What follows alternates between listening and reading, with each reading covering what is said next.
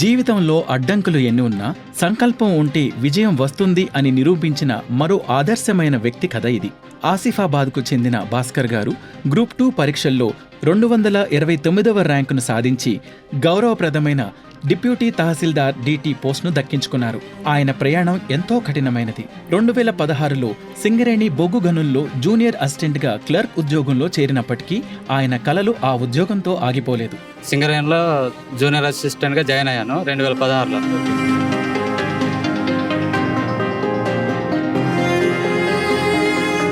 రోజంతా డ్యూటీ చేసి సాయంత్రం పూట 4 నుంచి 5 గంటలు నిరంతరంగా చదువుకునేవారు. సాయంత్రం పూట ప్లస్ కొన్ని రోజులు లీవ్ పెట్టుకొని చదివి ఇది సాధించడం జరిగింది. ఒకానొక దశలో తాను అనుకున్న లక్ష్యాన్ని ఛేదించడానికి 6 నెలలు సెలవు తీసుకొని రోజుకు 12 నుంచి 15 గంటలు అసాధ్యమైన కృషి చేశారు. పేద వ్యవసాయ నేపథ్యం నుంచి వచ్చిన కుటుంబంలో మొదటి ప్రభుత్వ ఉద్యోగిగా నిలవడం ఆయన ఆత్మవిశ్వాసానికి నిదర్శనం. ఖచ్చితమైన ప్రణాళిక, నిరంతర కృషి, పట్టుదల ఉంటే అసాధ్యాన్ని కూడా సుసాధ్యం చేయవచ్చని నిరూపించిన విజయుడు ఈ భాస్కరుడు. ప్రభుత్వం ఉద్యోగం అనేది కేవలం జీవనోపాధి మార్గం మాత్రమే కాదు, అది ప్రజలకు సేవ చేయడానికి లభించిన ఒక గొప్ప అవకాశంగా నేను భావిస్తున్నాను అని భాస్కర్ గారు అంటారు. అంటే మన పేదలకు సర్వ్ చేయడానికి ఖచ్చితంగా మంచి అవకాశం ఉంటుంది. దానికి మంచిగా సద్వినియోగం చేసుకోవడానికి కృషి చేస్తాను. తన విజయానికి ప్రధాన కారణం ఖచ్చితమైన ప్రణాళికను రూపొందించి దాన్ని నిలకడగా అమలు చేయడమే అని నొక్కి చెప్తారు.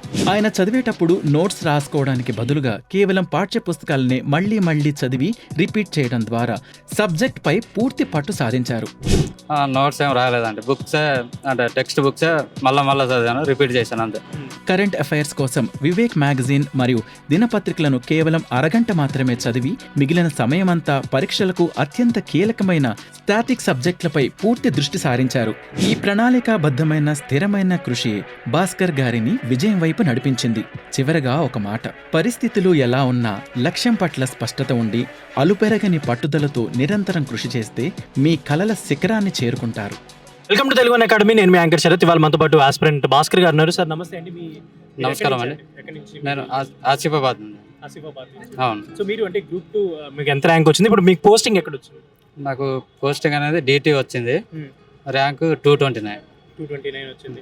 సో మీరు అంటే మీకేంటి గ్రూప్ 2 రాయడానికి మీకు ఇన్స్పిరేషన్ ఏంటి? మీరు ఎలా దీన్ని రాయాలి అని అనుకున్నారు? సింగరేణిలో జూనియర్ అసిస్టెంట్గా జాయిన్ అయ్యాను 2016లో. సింగరేణి బొగ్గు గనులు అక్కడ పనిచేసేవాళ్ళ? అవును, అక్కడ క్లర్క్గా పనిచేసేవాడిని. అది చేసుకుంటూనే ఇటు గ్రూప్ 2 చదవడం జరిగింది. మీరు అంటే ఎలా ప్రిపేర్ అవ్వండి? అక్కడ పని చేసుకుంటూ మీరు ప్రిపరేషన్ చేసేవాళ్ళ, లేదంటే దీనికి సపరేట్గా ప్రిపరేషన్ పెట్టుకునేవాళ్ళ? డ్యూటీ మిగతా టైంలో సాయంత్రం పూట ప్లస్ కొన్ని రోజులు లీవ్ పెట్టుకొని చదివి ఇది సాధించడం జరిగింది.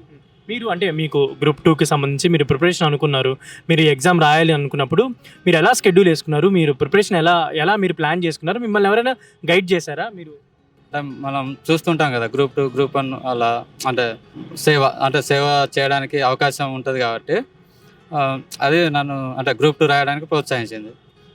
షెడ్యూల్ అంటే మామూలుగా 2022లో నోటిఫికేషన్ వచ్చింది, వస్తుంది అనే టైంలో స్టార్ట్ చేసాము. ఇట్లా అంటే 2 ఇయర్స్ నుండి 23లో పోస్ట్ పోన్ అవ్వకుండా 24 వరకు వెళ్ళింది. అట్లా 2 ఇయర్స్ నుండి అంటే 22 నుండి స్టార్ట్ చేస్తే 24 వరకు చదివి అది కొట్టడం జరిగింది. సో మీరు అంటే ప్రిపరేషన్ వరకు అంటే ఎన్ని గంటలు చదివేవాళ్ళు, ఎలా చదివేవాళ్ళు ఏంటి? అంటే రోజు డ్యూటీకి వెళ్ళినప్పుడు అయితే రోజుకు 4-5 గంటలు, ఒక 6 నెలలు లీవ్ తీసుకున్నాను 24లో, అప్పుడు ఒక 12 నుండి 15 గంటలు చదివి. మీ ఫ్యామిలీ అంటే మీరు క్లర్క్గా చేయకముందు అంటే మీ ఫ్యామిలీ బ్యాక్గ్రౌండ్ ఏంటి సార్? అంటే ఏం చేసేవాళ్ళు ఫ్యామిలీ? ఫార్మింగ్ వ్యవసాయం. సో మీ కుటుంబంలో మీరే గవర్నమెంట్ జాబ్ హోల్డర్ ఇప్పుడు? అవునండి. ఎలా అనిపిస్తుంది వాళ్ళకి, అంటే మీ ఫ్యామిలీ వాళ్ళకి కావచ్చు, మీ ఊర్లో వాళ్ళకి? తప్పకుండా హ్యాపీగా గ్రేట్గా అనిపిస్తుంది. అంటే ఇంకా అంటే ఇలా అచీవ్ చేసి మీరు ఉద్యోగం తెచ్చుకున్నారు కదా గవర్నమెంట్ జాబ్ గ్రూప్ 2లో ప్రిపేర్ అయ్యే వాళ్ళు కావచ్చు, ఆస్పిరెంట్స్ కావచ్చు, వాళ్ళకి మీరు చెప్పే సలహా ఏంటండి? అంటే ఒకవేళ ఇవి ప్రిపేర్ అవ్వాలనుకుంటే ఎవరైనా కొట్టేయచ్చు, ఇవి అదేం లేదు. ఖచ్చితమైన ప్లానింగ్ ఉండాలి, ప్లానింగ్ని ఖచ్చితంగా ఎగ్జిక్యూట్ చేయగలగాలి, అంతేనండి. అంటే కన్సిస్టెంట్గా హార్డ్ వర్క్ చేయాలి, అంతే. మీరు సిలబస్ పరంగా, ఈ నాలెడ్జ్ పరంగా, టాపిక్స్ పరంగా, జనరల్ నాలెడ్జ్ పరంగా, రెగ్యులేటరీ అఫైర్స్ పరంగా ఇవన్నీ ఎలా మీరు? నోట్స్ ఏం రాలేదండి, బుక్సే అంటే టెక్స్ట్ బుక్సే మళ్ళా చదివాను, రిపీట్ చేశాను అంతే. జనరల్ నాలెడ్జ్, రెగ్యులేటరీ అఫైర్స్, అవి అంటే కరెంట్ అఫైర్స్కి అయితే Vivek magazine, daily news paper ఒక అరగంట ఇక మిగతాదంతా స్టాటిక్స్ ఉంటుంది కాబట్టి మామూలుగా. మీ కోర్ సబ్జెక్ట్స్ ఏంటంటే అంటే మీరు గ్రూప్ 2కి గ్రూప్ 2కి కోర్ సబ్జెక్ట్స్ ఏమి ఉండవండి, అందరికీ ఒకటే. అంటే కొంతమంది ఎకనామిక్స్ అని అవి ఇవి చెప్తుంటారు కదా. అంటే అందరికీ అవే ఉంటాయి, కాకపోతే మనకి ఇష్టమైన సబ్జెక్ట్ అని అట్లా ఉంటుంది. సో మీరు అంటే ఎలాంటి అంటే మీరు ఆల్రెడీ చాలా మంది గెస్టెడ్ ఆఫీసర్స్ని చూస్తుంటారు, మీరు క్లర్క్గా కూడా వర్క్ చేస్తున్నారు. సో ఇప్పుడు మీరు గవర్నమెంట్ జాబ్లోకి వస్తున్నారు కాబట్టి మీరు ఎలాంటి సర్వీస్ చేద్దాం అనుకుంటున్నారు, మీ మోటో ఏంటి? అంటే మన పేదలకు సర్వ్ చేయడానికి ఖచ్చితంగా మంచి అవకాశం ఉంటుంది, దానికి మంచిగా సద్వినియోగం చేసుకోవడానికి కృషి చేస్తాను. సో ఖచ్చితంగా మీరు పేదలకి సేవ్ చేయడానికి మీరు అంటే మేము పేద కుటుంబం నుండి వచ్చాం కాబట్టి ఫార్మింగే కదా, అక్కడ ఎక్కువ ఫార్మర్స్కి కానీ పేదవాళ్ళకి హెల్ప్ఫుల్గా ఉంటాను ఖచ్చితంగా. Okay sir, thank you so much. ఇలాంటి మరిన్ని విజయగాథల కోసం T1 అకాడమీ ఛానల్ని ఫాలో అవ్వండి. ముఖ్య కారణం మోటివేషన్ ఎవరు? నేను చైల్డ్హుడ్లో ఉన్నప్పుడు సుమిత్రా డౌరా ఐఏఎస్ కరీంనగర్ కలెక్టర్గా చేశారు. సో ఆమె చాలా